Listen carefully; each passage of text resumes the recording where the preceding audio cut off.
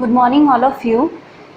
Previous lecture में हमने एक क्वेश्चन सॉल्व कर रहे थे न्यूमेरिकल, जिसमें ये पूछ रहे थे कि हमारे जो वास्तविक गैस है और हमारी जो आइडियल गैस है वो वॉल्यूम पे डिपेंड करती है या नहीं करती है, यह हमें देखना था। तो हमने इसका एक पार्ट तो सॉल्व कर लिया था कि हमारी आदर्श गैस जो है उसकी वास्तविक जो उसका आदर्श गैस जो उसके जो इंटरनल एनर्जी है वो उसके वॉल्यूम पे डिपेंड नहीं करती है।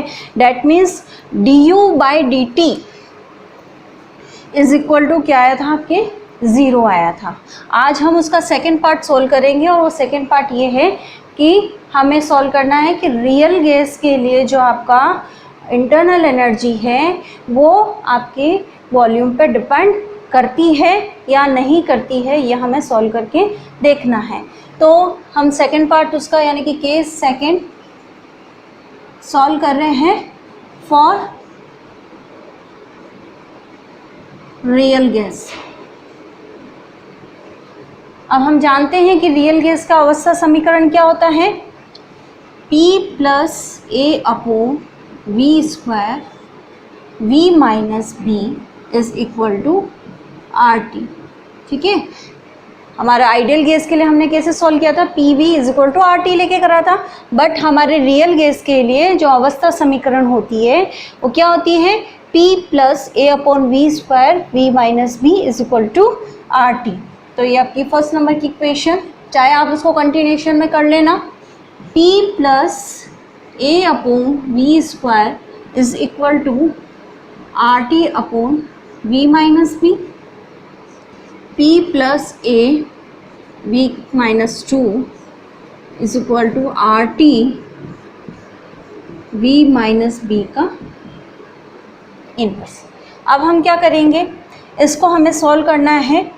आपको सॉल्व करना है इसमें कि v को आपको कांस्टेंट रखना है और t के रेस्पेक्ट में, क्योंकि आपका वॉल्यूम कांस्टेंट है तो आप t के रेस्पेक्ट में इसको क्या करेंगे, डिफरेंशिएट करेंगे। तो v को नियत रखते हुए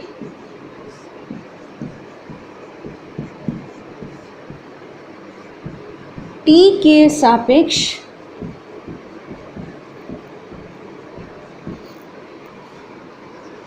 आंशिक अवकलन करने पर, अब हम इसका आंशिक अवकलन करेंगे तो क्या हो जाएगा आपका, v को नियत रखना है, t के सापेक्ष करना है। तो del_p/del_t at constant of v, ये आपका v कांस्टेंट है, डेट मीन्स इसका मान 0 इज इक्वल टू, अब इसका करेंगे हम r को पहले कर देंगे, t के रेस्पेक्ट में करना है तो 1 हो गया, r v - b का 1। ओके, और वापस इसका करेंगे तो हमारे पास में क्या आ जाएगा, उसका मान 0 आ जाएगा। ठीक है, अब हम इसको सॉल्व करेंगे वापस से। तो del_p/del_t at constant volume is equal to, अब आपके पास में ये किसका मान आया है, del_p/del_t एट कांस्टेंट वॉल्यूम का मान क्या है, r v - b का इनवर्स। ठीक है, अब हम इसको कहाँ रखेंगे, ये सेकेंड नंबर की इक्वेशन है। जो हमारी general form of the equation आई थी, क्या थी हमारी general form of the equation, del_u/del_t at constant, del_u/del_v at constant temperature is equal to t del_p/del_t at constant volume minus of p। ये आपकी क्या थी, general form of the equation थी। अब हम क्या करेंगे, इसका मान यहाँ पे पुट कर देंगे। तो del_p/del_t एट कांस्टेंट वॉल्यूम का मान क्या होगा, t r v - b का इनवर्स। तो क्या हो जाएगा आपका,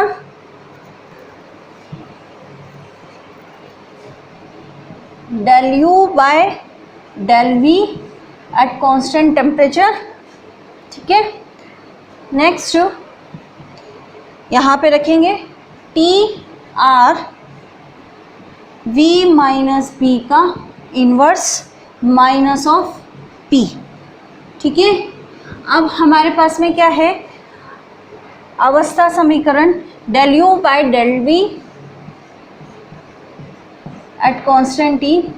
आर टी का मान क्या है, P plus A upon V square V minus B.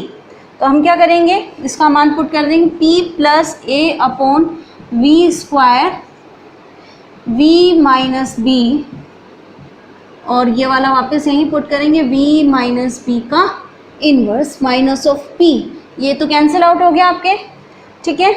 अब क्या बचा आपके पास में, p plus A upon V square minus of p। p से p आपका कैंसिल, क्या बचा a अपॉन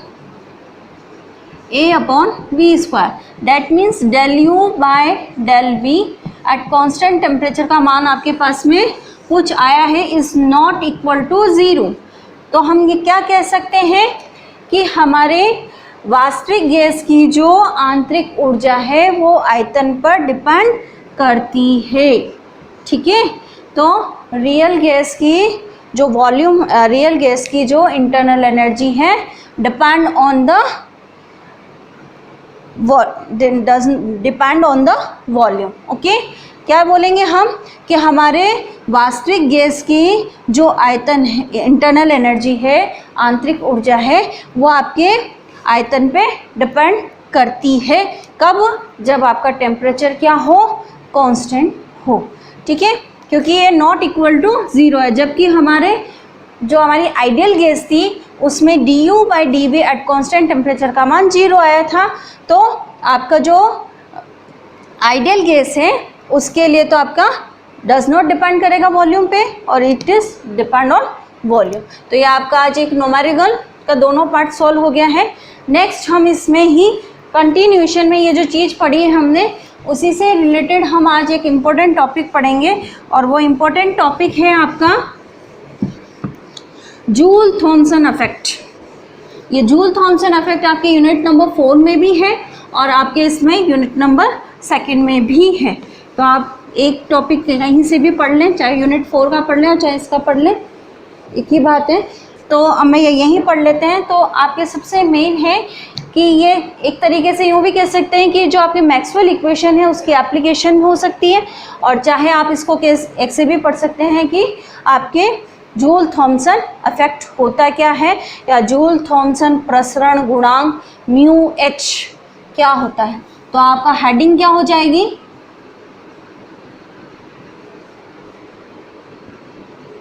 मैक्सवेल समीकरण के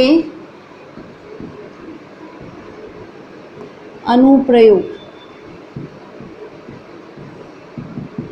मैक्सवेल समीकरण के अनुप्रयोग, और उसी में फर्स्ट है आपका जूल थॉमसन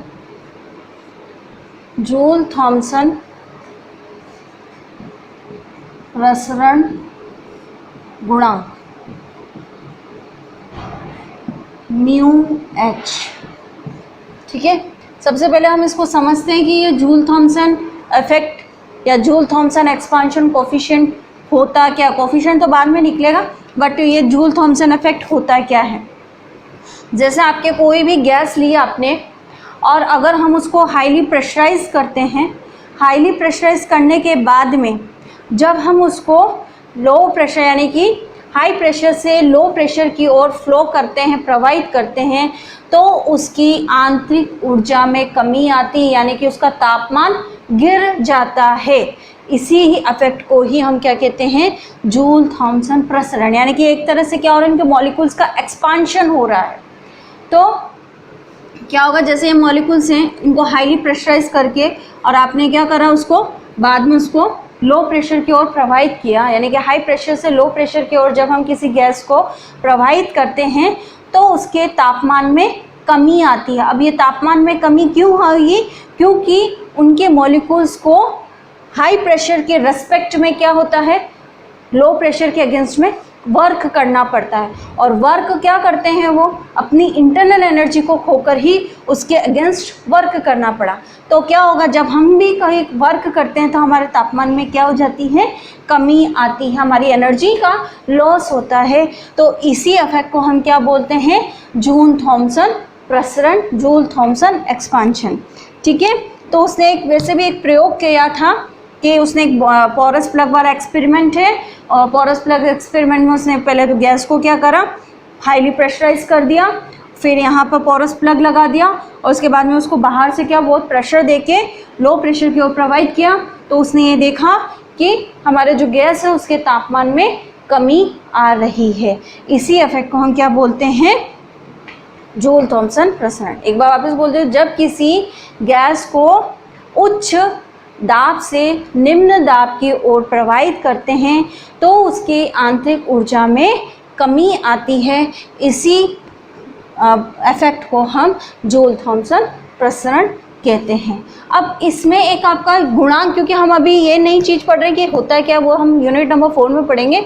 हम अभी ओनली गुणांक पढ़ रहे हैं कि गुणांक क्या चीज़ है, और हम ये पता है हमें कि जूल थॉमसन प्रसरण में आपकी जो एंथैल्पी यानी कि H इज इक्वल टू क्या था, U प्लस PV। फॉर्मूला हमने पढ़ लिया पहले ही कि हमारी जो एंथैल्पी है वो इसमें कांस्टेंट रहती है। तो हमें ये पता है, तो हम ये जानते हैं कि जूल थॉमसन प्रसरण में we know that in Joule Thomson effect enthalpy is constant.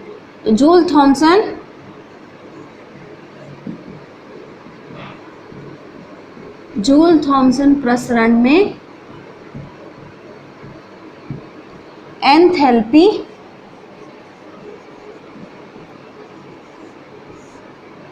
नियत रहती है, कांस्टेंट रहती है।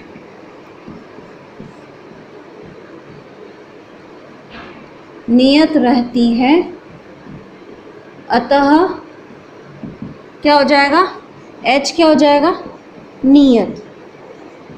H नियत है यानी कि U प्लस PV भी क्या हो जाएगा आपका, नियत रह जाएगा। ओके, ठीक है। अब हम इसको क्या करेंगे, हम इसको डिफ्रेंशिएट करेंगे। सब आपको U, P, V इन सबको आपको क्या करना है, डिफ्रेंशिएट करना। तो हम इसको डिफ्रेंशिएट करेंगे। अवकलन करने पर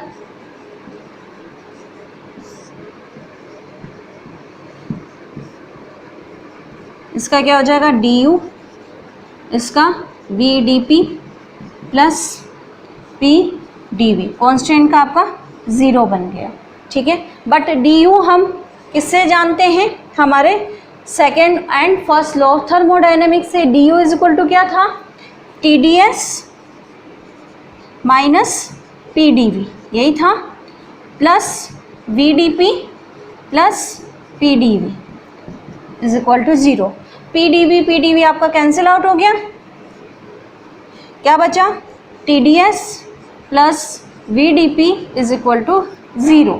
अब आपके क्या बचेगा, DS का मान यानी कि एंट्रोपी क्या हो जाएगा, DS is equal to minus of V/T dP। Okay, ये आपकी फर्स्ट नंबर की इक्वेशन।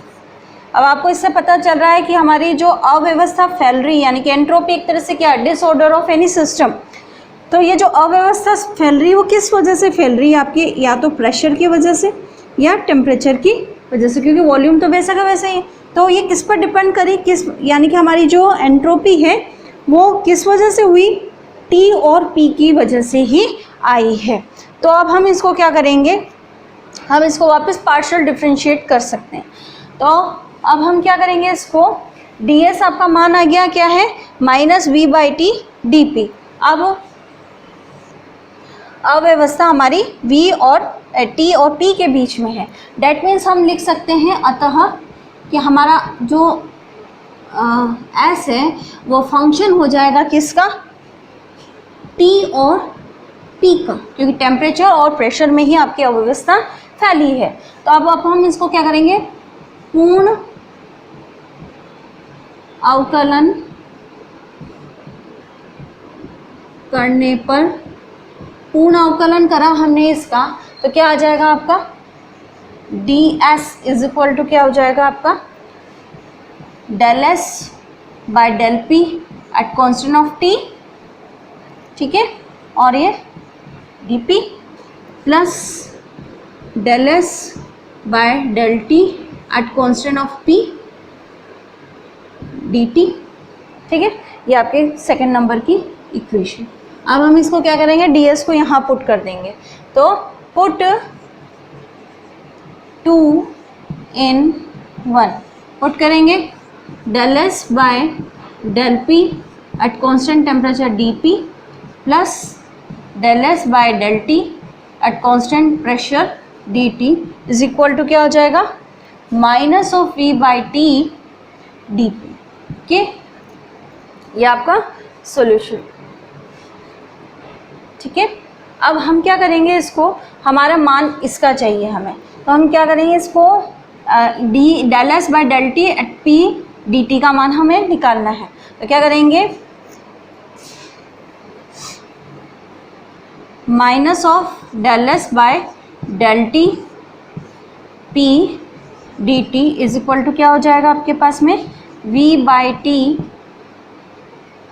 डी पी, और क्या हो जाएगा plus del S by del P at temperature D P. ठीक है, अब यानी कि हमने प्रेशर का एक साथ कर दिया। अब हम क्या करेंगे, वापस इसको सॉल्व कर लेंगे, del S by del T P D T, इसमें से डी पी कौन निकाल लेंगे, तो del S by del P at constant temperature plus V by T D P. ठीक है, नेक्स्ट हमारे पास में क्या आ जाएगा, अब हम dt का मान निकाल लेंगे। तो क्या हो जाएगा आपके पास में, dt by dp is equal to क्या बन जाएगा,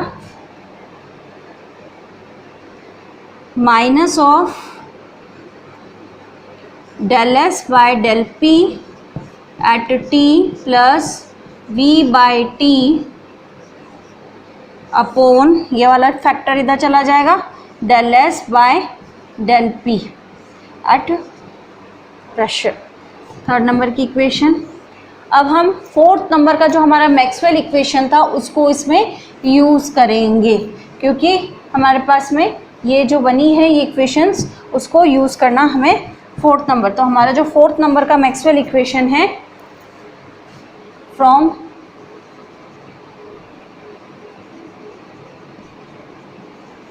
Maxwell equation, fourth Maxwell equation क्या है आपकी, del S by del P at constant temperature is equal to minus del V by del P at constant,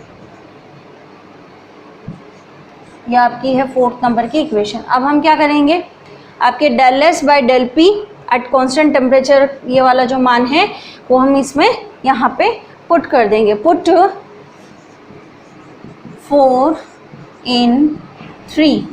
ठीक है, तो 4 in 3 में हम पुट करेंगे, तो dt by dp is equal to minus, और वापस डेल एस, इसकी जगह हम क्या करेंगे, minus of del S by del V by del T at P, और ये तो यूँ कही हुई v बाई टी और del S by del T at constant of p T. Okay, अब नेक्स्ट हम इसको कैसे करेंगे,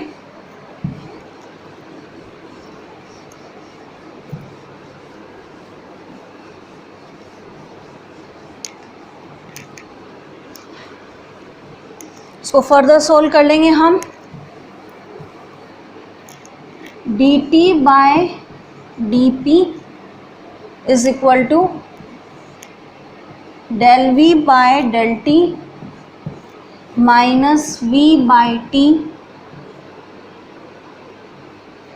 upon del S by del T at constant pressure. ठीक है, अब इस 1/t को हम क्या करेंगे, बाहर निकालेंगे, ऊपर नीचे मल्टीप्लाई करेंगे, तो t del v by del T minus of v upon del S by del T at constant p अब आप देखो ये क्या चीज़ बनी है आपके ऊष्मागतिकी के द्वितीय नियम से, क्या बन जाएगा ये वाली चीज़, del S by del T क्या बन जाएगा आपका, क्योंकि हमारे पास में पता है, चूँकि हमें पता है D del S is equal to del Q by T. तो क्या रखेंगे यहाँ पर, इसकी जगह हम क्या रखेंगे, डेल एस की जगह डेल क्यू बाय टी रखना पड़ेगा आपको, ठीक है। तो ये 1/t ऐसे, फिर ये t del v by del T minus of v, del S की जगह हम क्या रखेंगे 1/t del Q by del T at p, ठीक है। अब आपके del Q by D U by D T क्या होता है, ये एक स्पेसिफिक हीट होता है, ये तो आपका कैंसिल आउट हो गया। तो अब हमारे पास में क्या बचा, ये वाला, चूंकि हम ये जानते हैं D U by D T at constant pressure क्या बनता है, ये स्पेसिफिक हीट बनता है एट कांस्टेंट प्रेशर पे। तो क्या बना आपका फॉर्मूला, किसमें रिड्यूस हो गया, ये बन गया आपका 1/Cp, ये यूं का यूं ही del U del V by del T del V by del T at constant pressure minus of V, और ये D T by D P को हम क्या बोल देंगे, हमारा म्यू एच बोलेंगे, ठीक है।